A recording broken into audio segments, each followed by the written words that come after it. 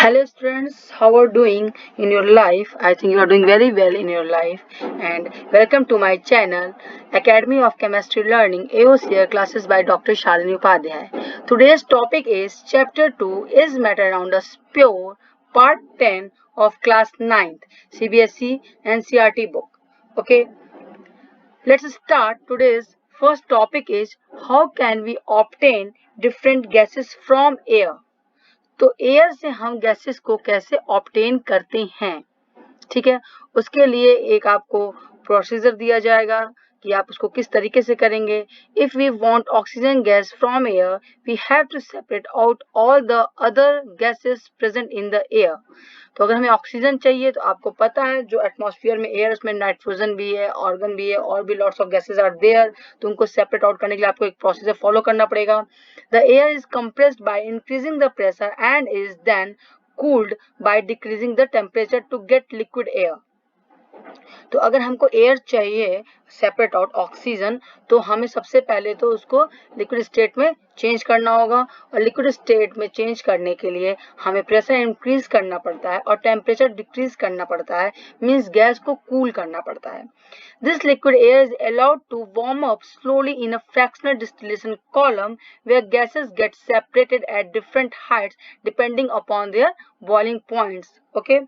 तो ये सेपरेट करने के लिए फ्रैक्शनलेटिंग कॉलम, ये फिगर आपका नेक्स्ट पेज में है। दिस इज यहाँ ये separation of the component of air separate out करने के लिए दिस इज द फिगर। तो ये दिस इज द फ्रैक्शनलेटिंग कॉलम। इससे कूल और यहाँ से आगे कंप्रेस्ड होती है गैस। तो फर्स्ट हम आप एयर लिए, देन एयर अंडर प्रेशर, यहाँ पे इस पे हाई प्रेशर अप्लाई किया गया, ठीक है। वो हाई प्रेशर जो आपकी एयर है वो हॉट एयर प्रेशर अप्लाई करने से वो एयर हॉट हो जाएगी और फिर वो आएगी आपके फ्रैक्शनेटिंग कॉलम में।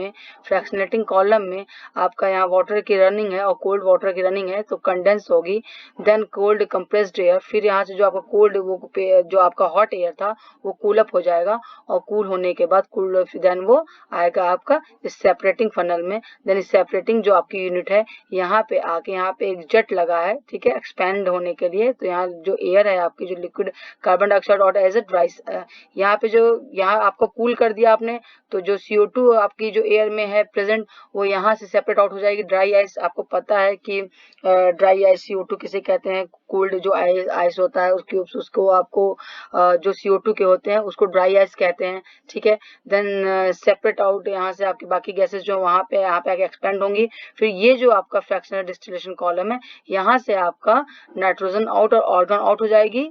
तो ये गैसेस आपकी CO2 यहाँ पे आपकी सेपरेट आउट हो गई, नाइट्रोजन ऑर्गन आपकी फ्रैक्शनलेशन की वजह से जो भी उसका आपका बॉइलिंग पॉइंट होगा वो यहाँ से सेपरेट आउट हो जाएगा। देन आपका जो बचेगा वो क्या होगा, वो लिक्विड होगा, जो रेस्ट पार्ट है लिक्विड ऑक्सीजन होगा और वो जो लिक्विड ऑक्सीजन होगा वो आपका इस RB में कलेक्ट हो जाएगा। तो this is the separation technique of the component of air, ठीक है।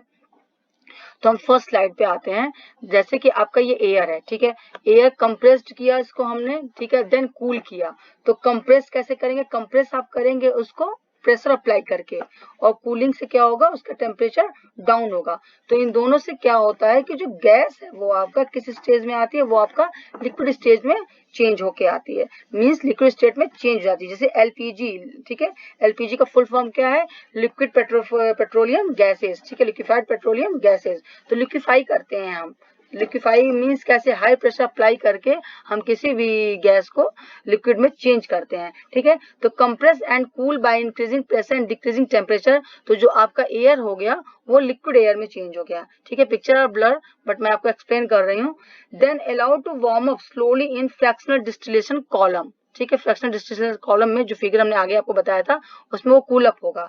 Then gases gate separate at different Heights, और अलग अलग हाइट्स पे वो अपने बॉइलिंग पॉइंट के बेसिस पे वो सेपरेट आउट हो जाएंगे, ठीक है। तो यहाँ बॉइलिंग पॉइंट गिवन है, जो ऑक्सीजन का -183 है, ऑर्गन का -186 है एंड नाइट्रोजन का -196 है। और यहाँ परसेंटेज एयर बाई वॉल्यूम भी दिया है। ऑक्सीजन जो है आपका एयर में वो 20.9 है, आर्गन आपका बहुत ही कम है, 1% से कम होता है, 0.9% है, एंड नाइट्रोजन सबसे ज्यादा होता है, दैट इज 78.1%।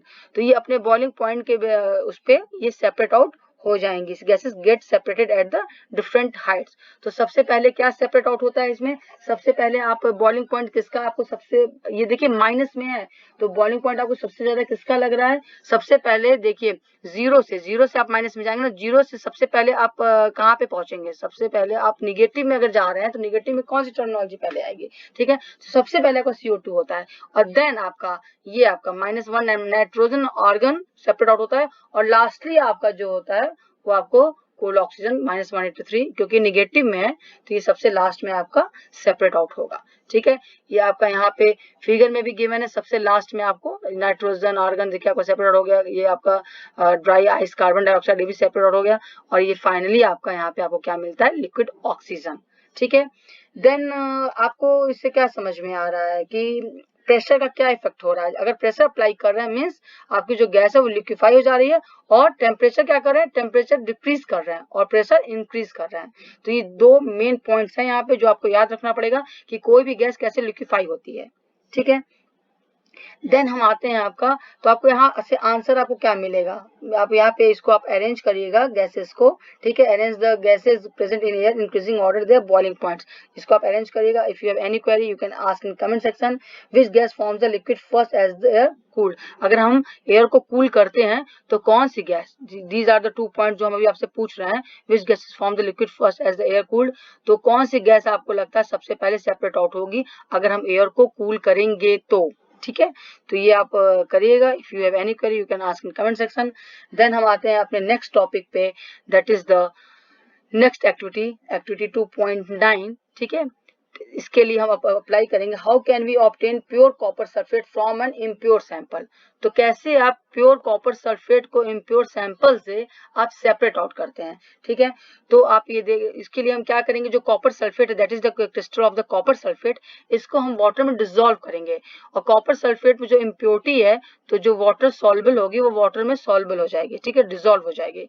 तो डिसॉल्व होने के बाद उसमें हम इसको फिल्टर आउट कर लेंगे, तो जो डिसॉल्व है वो आपकी सेपरेट आउट हो गई, ठीक है, फिल्टर के बाद, और आपको प्योर जो है कॉपर सल्फेट आपको वो मिल जाएगा। उसको आप थोड़े टाइम के लिए आप उसको अनडिस्टर्ब छोड़ दीजिए। तो इसके लिए आप एक्टिविटी कैसे परफॉर्म करेंगे, take some approximately 5 gram impure sample of copper sulphate in a china dish में आप उसको ले लिए, dissolve it in the minimum amount of water, filter the impurities out, evaporate water from the copper sulphate solution so as to get saturated solution. तो जब आप इसको छोड़ देंगे तो उसमें इवेपोरेशन आपका नॉर्मल रूम टेम्परेचर में फिनोमिना होता है, वो अपने आप इवेपोरेट होगा, कभी कभी 1-2 दिन के लिए छोड़ना पड़ता है, फिर आप उसको देखिए कि उसमें क्रिस्टल्स फॉर्म हुए कि नहीं हुए।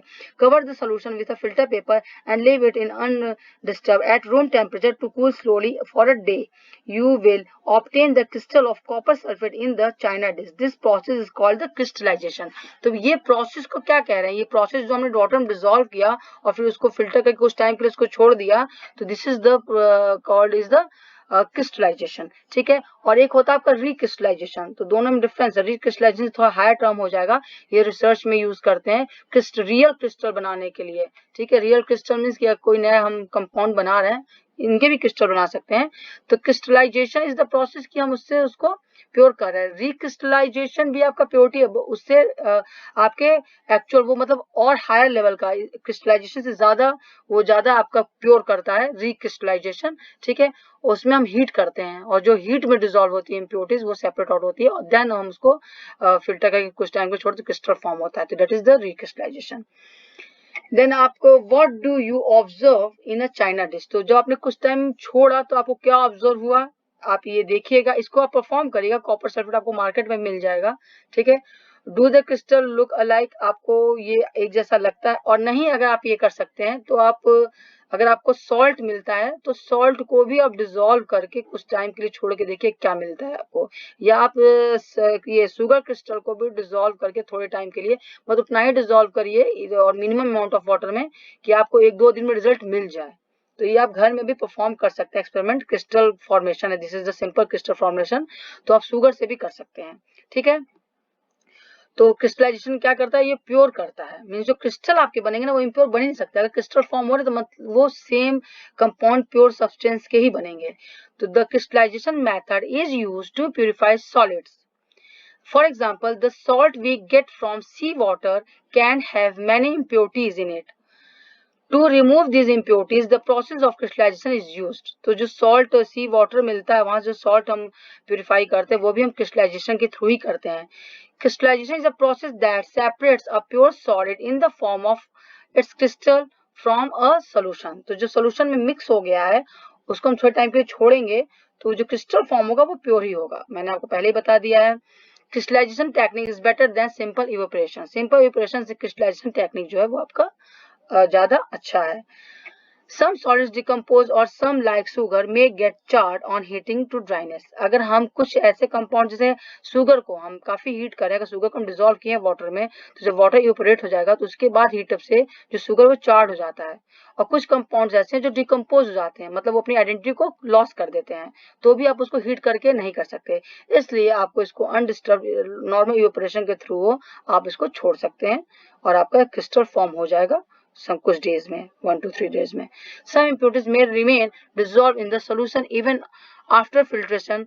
One on evaporation these contaminate the solid। अगर हम सीधे सीधे इसको इवेपोरेट कर देंगे हीट अप करके ना, मतलब वेपराइज करेंगे तो आप कंटेमिनेट हो सकता है। तो इसको आप इसको कवर करके आप इसको कुछ टाइम के लिए छोड़ सकते हैं।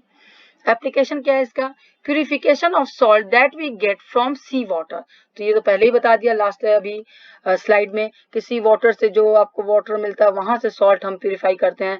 Separation of crystal of alum फिटकरी, जिसको एलम को नॉर्मली डेज में फिटकरी करते हैं, कॉमन नेम इज द फिटकरी, फ्रॉम इम्प्योर सैंपल। तो इम्प्योर सैंपल से भी हम इसको फिल्टर वो करते हैं, सेपरेट आउट करते हैं। Thus, by choosing on the above methods according to the nature of the components of a mixture, we get a pure substance. With advancement in technology, many more methods of separation technique have been devised. In cities, drinking water is supplied from waterwork. A flow diagram of typical waterwork is shown in figure 2.13.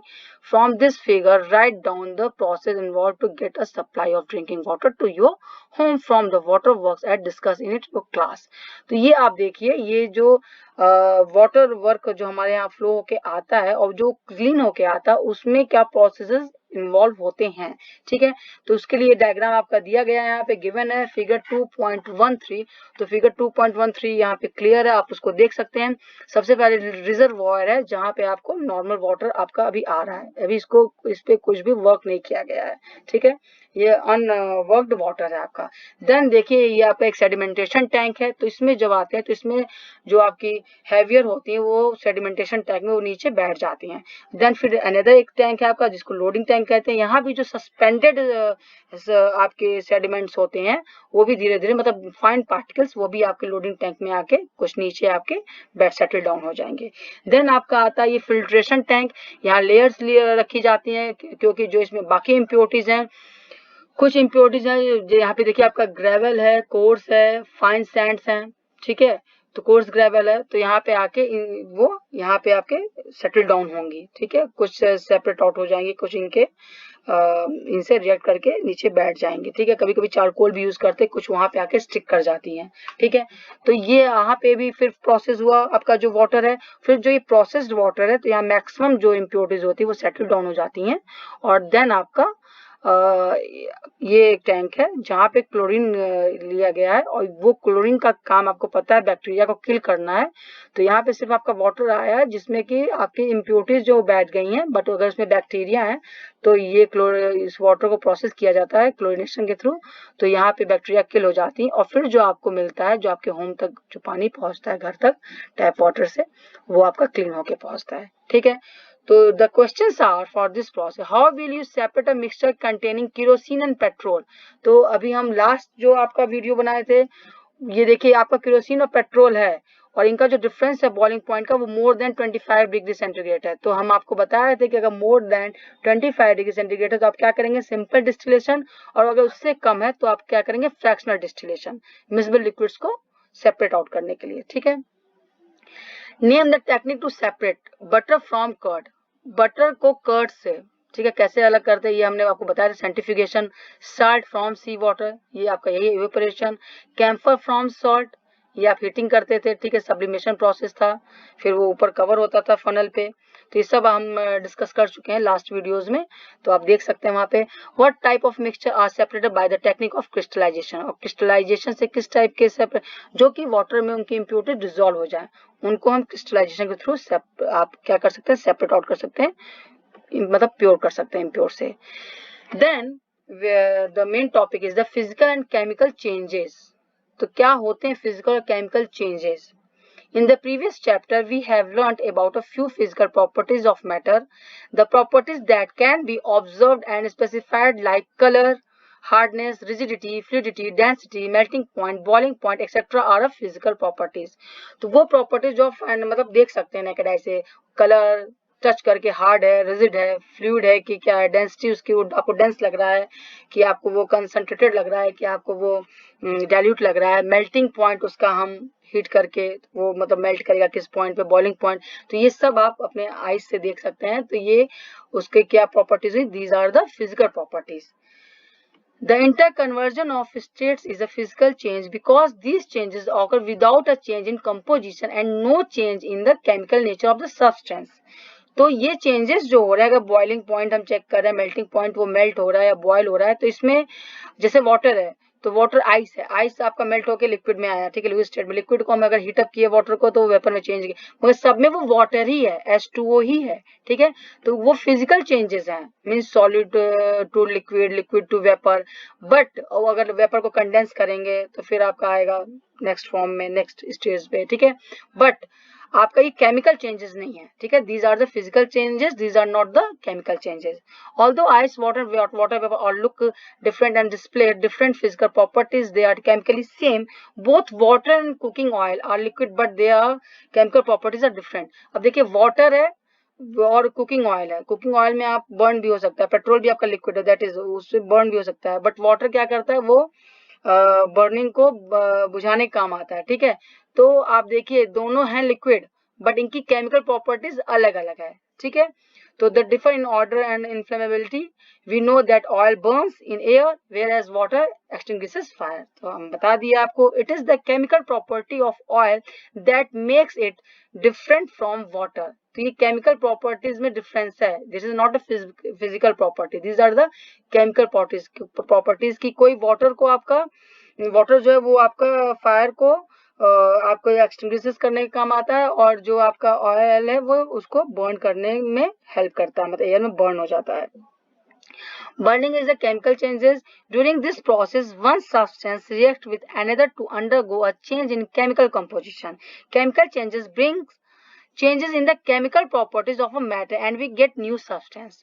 और chemical changes में आपको वो अपनी identity loss कर देते हैं और next chemical मतलब जो केमिकल जो भी आपका कंपाउंड है उसमें चेंज हो जाता है, तो उसकी आइडेंटिटी रह नहीं जाती है, आपको नया सब्सटेंस मिलता है, ठीक है, you will get a new substance. A chemical change is also called a chemical reaction during burning of a candle. Both physical and chemical changes take place. Can you distinguish this? देखिए आप candle को burn करिए, ठीक है, during the burning of candle both physical and chemical change. तो candle आपका जो burn होती है तो आपका मेल्ट जो होके है वो आपका कैंडल ही है, बट आपका उसमें से आपको देखेंगे आप उसमें से फ्यूम्स भी निकालती है, ठीक है, ब्लैक ब्लैक, तो वो भी आपका क्या होता है, तो बर्न उसमें बर्न भी हो रहा है, तो उसमें दोनों प्रोसेस हो रहा है, मतलब केमिकल और फिजिकल चेंज दोनों है। एक तो जो मेल्ट हुई, तो मेल्ट होने के बाद फिर वो सॉलिड में चेंज होती है बाद में, बट जस्ट जो मेल्ट होती है तो वो आपका सॉलिड से थोड़ा लिक्विड हुई, ठीक है, और जो आपका उड़ गया, मतलब समझ रहे हैं ना आप, जो फ्यूम्स टाइप में वो आपका क्या हुआ, वो चेंज हो गया, मतलब उसकी केमिस्ट्री चेंज हो गई, वो न्यू कंपाउंड ही बन गया, ठीक है, मतलब वो गैस फॉर्म में आ गया। Classify the following as chemical और फिजिकल चेंजेस। अब आप ये बताइए कि क्या कौन सा है, आप कमेंट सेक्शन में भी लिख सकते हैं, हम यहाँ भी डिस्कस कर ले रहे हैं। कटिंग ऑफ ट्रीज, तो ट्री कट करने से ये आपका फिजिकल चेंज है, इसमें कोई केमिकल चेंज नहीं हो रहा है। Melting of butter in a pan, अब बटर आपका मेल्ट कर गया तो वो आपका क्या है, physical. Rusting of almirah, this is the chemical change. Boiling of water to form steam, तो वाटर आपका वेपर में चेंज होता है, आपको पता है वाटर ही रहता है, तो these are physical change. Passing of electric current through water and the water breaking down to the hydrogen oxygen, तो वाटर H2O है और इसमें इलेक्ट्रिक करंट हम पास कर रहे हैं, वो ब्रेक किस में हो रहा है, H2 और O2 में, तो मीन्स आपका हाइड्रोजन गैस और ऑक्सीजन गैस बन रहा है, तो ये these are the chemical change, water change हो गया टू गैसेस में, okay. Dissolving common salt in water, ये डिजॉल्व हो जाता है, इसमें कोई न्यू कंपाउंड नहीं बनेगा, ठीक है। These are the physical change, means salt है, सॉलिड है, उसमें डिजॉल्व होकर लिक्विड में हो गया। Making a fruit salad with a raw fruits and, अब फ्रूट सैलेड आप कट कर दिए तो फिजिकल वैसे ही, तो these are the physical change not a chemical change. Burning of paper and wood, burn हो गए, एस में चेंज हो गए, these are the chemical change, new आपका गैसेस फॉर्म हुए।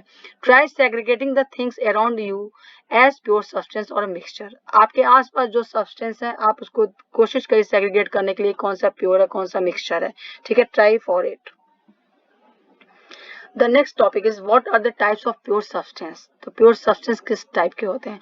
On the basis of their chemical composition, substance can be classified either as element or compound, तो substance जो है उनको या तो हम एलिमेंट कहते हैं कंपाउंड कहते हैं। एलिमेंट तो आपको पता है सभी प्योर ही होंगे।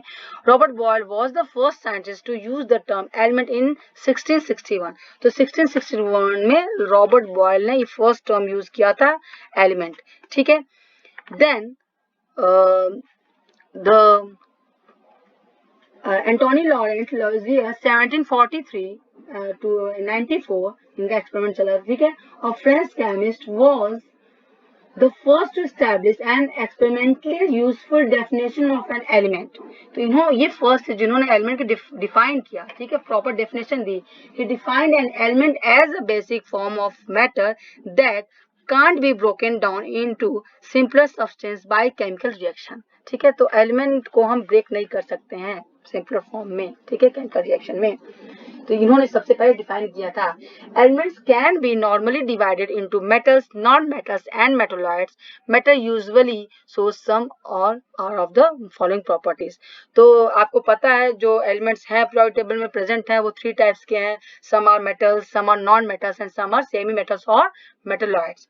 तो जो मेटल्स की आपकी प्रॉपर्टी है वो आप देखिए यहाँ पे डिस्कस की गई है।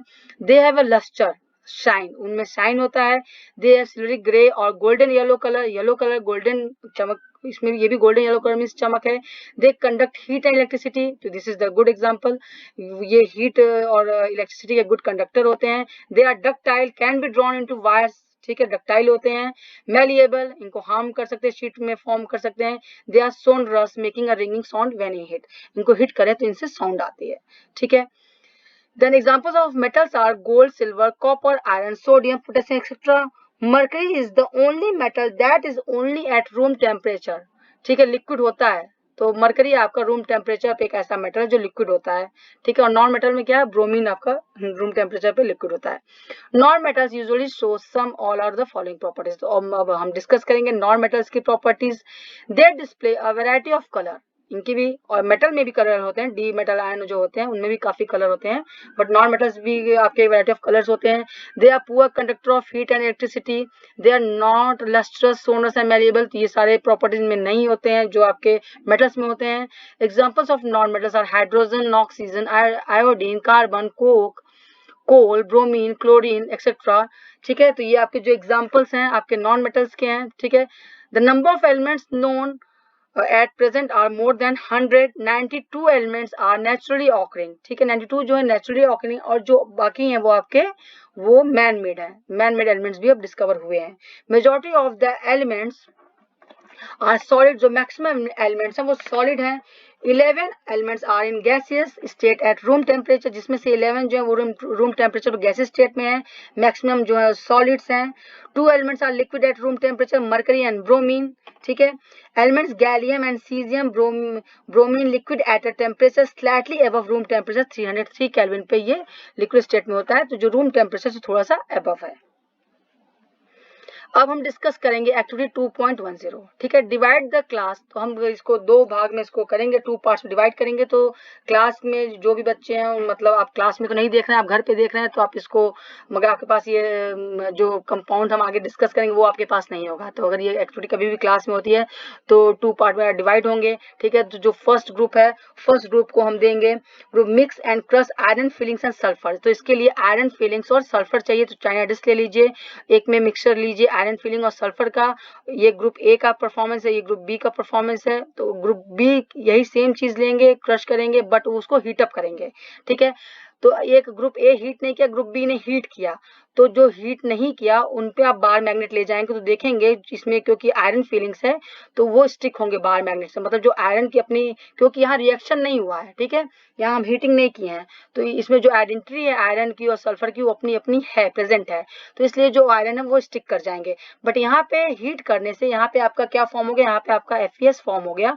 तो FeS फॉर्म करने से Fe की जो आपकी प्रॉपर्टी थी मैग्नेटाइज्म की वो आपकी यहाँ का लॉस हो गई, और यहाँ पे आप ले जाएंगे बार मैग्नेट, तो ये आपका स्टिक नहीं करेगा। तो यहाँ पे क्या, ये एग्जांपल हो गया आपका केमिकल चेंज का, ठीक है। देन हम CS2 ऐड करेंगे, तो CS2 आप ऐड करेंगे तो देखेंगे टेस्ट ट्यूब में yellow solution of sulphur CS2 आपका यहाँ, आयरन फिलिंग्स आपके यहाँ पे भी CS2 ऐड करेंगे, तो उसका तो आपका इफेक्ट, उसके बाद फिर हम ऐड करेंगे HCl और H2SO4।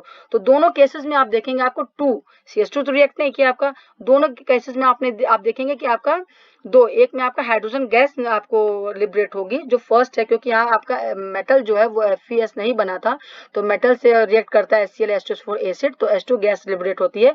तो यहाँ पे H2S, ये पूरा हम डिस्कस कर रहे हैं, इसको हम रीड नहीं करेंगे। तो यहाँ पे फिर फर्दर H2S HCl या H2SO4 ऐड किया गया है, तो यहाँ से आपका हाइड्रोजन गैस लिबरेट होगी मेटल के प्रेजेंस में Fe, और यहाँ पे जो आपका FeS फॉर्म हो गया है, तो यहाँ से आपका जो गैस है वो H2S सल्फर, H2S गैस मतलब सल्फर डाइऑक्साइड को गैस आपका जो है आपका हाइड्रोजन सल्फाइड गैस आपका यहाँ से लिबरेट होगी इस केस में। तो ये जो आप गैस आप चेक करेंगे इसको उसके रिएक्शन से, ठीक है, उसकी आइडेंटिफिकेशन से, तो आप देखेंगे कि यहाँ हाइड्रोजन गैस लिबरेट हुई, और यहाँ पे ये सब एक्सपेरिमेंट आपको अपने टीचर के प्रेजेंट में ही करना है, ठीक है, क्योंकि ये हीट किया है यहाँ पे, तो ये आपको बच्चों को ऐसे अपने से नहीं करना है, ठीक है। तो यहाँ हाइड्रोजन गैस लिबरेट हुई और यहाँ आपका H2S आपका लिबरेट हुई, तो आप इससे आगे आप चेक कर सकते हैं कि मतलब यहाँ पे कंपाउंड हमने स्टार्टिंग में सेम लिया, बट एक को हीटअप किया, एक को हीटअप नहीं किया, तो यहाँ पे फिजिकल चेंज हुआ, और ये एग्जांपल है केमिकल चेंज का। यहाँ पे कुछ समथिंग हैपेंड कि जिसकी वजह से आपको वो रिजल्ट नहीं मिल रहा है जो आपको फर्स्ट ग्रुप में मिले, ठीक है। तो ये एक्सपेरिमेंट आप घर पे करिएगा परफॉर्म, और इसको आप नोट डाउन करिएगा। अब घर पे तो आपको सब्सटेंस आयरन तो मिल जाएगा, बस सल्फर आपको कहाँ से मिलेगा, तो ये आप मेन स्कूल में ही कर सकते हैं, ठीक है। और अगर किसी को लैब से मिल सकता है, किसी के गार्जियन है, तो आप बच्चों को प्रोवाइड करिए। और बट ये एक्सपेरिमेंट अगर आपके पास सब्सटेंस है तो आप घर में भी कर सकते हैं, ठीक है। मैग्नेट तो सबके पास होते हैं, बच्चों के पास तो होते ही हैं, तो you can also perform at home. The material obtained by, ये सब डिस्कस हमने कर लिया है कि आपको क्या मिला, द सब्सटेंस गिवन एलिमेंट, किसमें आपका केमिकल चेंज हुआ, किसमें केमिकल चेंज नहीं हुआ, ठीक है। तो we can also observe that the texture and the colour of the compound and the same throughout, thus we can, जो आपका दूसरा है जिसमें रिएक्शन हो गया वो कंपाउंड बन जाएगा, तो उसमें आपको कलर चेंज दिखेगा, और फर्स्ट वन में आपको सल्फर और आयरन फीलिंग्स जो है वो अलग अलग ही दिखेंगे। Thus we can summarise physical and chemical nature of matter in the following graphical organise. तो जो आपको फाइनली जो मैटर है कि कुछ प्योर सब्सटेंस होते हैं और कुछ मिक्सचर होते हैं, तो उनके लिए यहाँ एक टेबल फॉर्म में बनाया गया है जिसको समराइज किया गया है। तो जो मैटर आपका है वो मेनली मैटर आपके कितने पार्ट्स के हो सकते हैं, सॉलिड, लिक्विड एंड गैस, ठीक है। दिस पिक्चर ऑफ ब्लड, तो मैं आपको क्लियरली आपको रीड करके भी बता रही हूँ। मैटर टू टाइप्स के हो सकते हैं, प्योर सब्सटेंस और मिक्सचर, ठीक है। जो प्योर सब्सटेंस है उसमें क्या क्या हो सकता है, वो एलिमेंट हो सकते हैं और वो कंपाउंड हो सकते हैं। और मिक्सचर के क्या टू टाइप्स हैं, मिक्सचर में भी होमोजीनियस हो सकता है और हेट्रोजीनियस हो सकता है।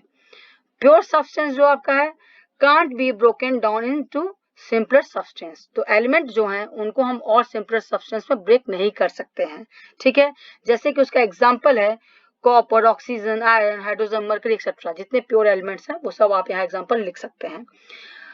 कंपाउंड जो आपका है मिक्स कंपाउंड कंपोजिशन, तो कंपाउंड्स की जो कंपोजिशन है वो फिक्स्ड मतलब होती है, but can be broken down into elements by chemical और इलेक्ट्रोकेमिकल रिएक्शंस। तो यहाँ पे हम उसको ब्रेक डाउन कर सकते हैं, जैसे वाटर को हम ब्रेक डाउन किए थे इलेक्ट्रिक करंट पास करके, वाटर को हाइड्रोजन और ऑक्सीजन में ब्रेक किए थे, बट वाटर का फॉर्मूला H2O, तो वो कंपाउंड को आप ब्रेक कर सकते हैं, ठीक है। जैसे यहाँ एग्जाम्पल भी दिया है आपका, गिवन है वाटर है, मीथेन है, ठीक है, शुगर है, सॉल्ट है, तो इसको भी हम ब्रेक डाउन कर सकते हैं कंपाउंड को, बट कंपाउंड ऑल्सो प्योर, जैसे वाटर, अगर प्योर वाटर है तो water is a compound not element, और वाटर में कितने एलिमेंट है, 2 एलिमेंट्स हैं, हाइड्रोजन एंड ऑक्सीजन। तो मुझे लगता है ये आपको क्लियर हो गया होगा। फिर भी आपको कोई प्रॉब्लम हो तो आप कमेंट सेक्शन में लिख सकते हैं। देन मिक्सचर, हम मिक्सचर पे आते हैं। होमोजीनियस एंड हेट्रोजीनियस, तो होमोजीनियस जो है आपका वो उसका होमोजीनियस मीन्स कि उसका जो यूनिफॉर्म है वो पूरे ऑल आउट थ्रू आउट, ठीक है, तो यूनिफॉर्म कंपोजिशन है। Heterogeneous means non uniform composition है। इसका एग्जांपल जो होता है यूनिफॉर्म कंपोजिशन का, for example sugar in water, salt in water जो इजीली डिसॉल्व हो जाते हैं पूरा अच्छे से, sulphur in carbon disulphide, water in alcohol, ठीक है, ये सभी एग्जांपल है यूनिफॉर्म के। और नॉन यूनिफॉर्म के हैं जो for example sand and salt, sugar and salt, water in oil, तो ये सब वाटर इन ऑयल पता है आपको इमिसिबल है, तो ये सब जो है एग्जांपल है वो हेट्रोजीनियस के, ये सब हम डिस्कस कर चुके हैं पिछले स्लाइड्स में, आपको कोई प्रॉब्लम वहां देख सकते हैं। फिर आपका आ जाता है ये कि हमने क्या क्या इसमें कवर किया, तो हमने सबसे पहले कवर किया था mixture contains more than one substance mixed in any proportion, ये डिस्कस हो चुका है। Mixture can be separated into pure substance using appropriate separation technique. फिर है a solution is homogeneous mixture, ये भी डिस्कस हो चुका है। Fourth point is the concentration of a solution is the amount of the solute present in per unit volume, तो ये हम सब पर यूनिट वॉल्यूम सबके फॉर्मूला सब कुछ डिस्कस कर चुके हैं स्टार्टिंग में। फिर कोलैज भी डिस्कस हो चुका है आपका, ठीक है, टिंडल इफेक्ट वगैरह सब डिस्कस कर चुके हैं। फिर प्योर सब्सटेंस आज भी हमने डिस्कस किया प्योर सब्सटेंस को। और then properties of a compound are different from its constituent element, ठीक है, ये सभी पॉइंट डिस्कस हो चुके हैं। And then these are the exercises, ठीक है, एनसीईआरटी बुक की एक्सरसाइजेस हैं, आप इनको सॉल्व करिए, ठीक है, ये 3 पेजेस में गिवन है बुक में। और अगर आपको कोई भी प्रॉब्लम है आप सारे क्वेश्चन सॉल्व करिए, ठीक है, ये 1 to 10 एंड देन इधर 11 भी है आपका, ग्रुप एक्टिविटी भी दी गई है, ये सब आप परफॉर्म करिए।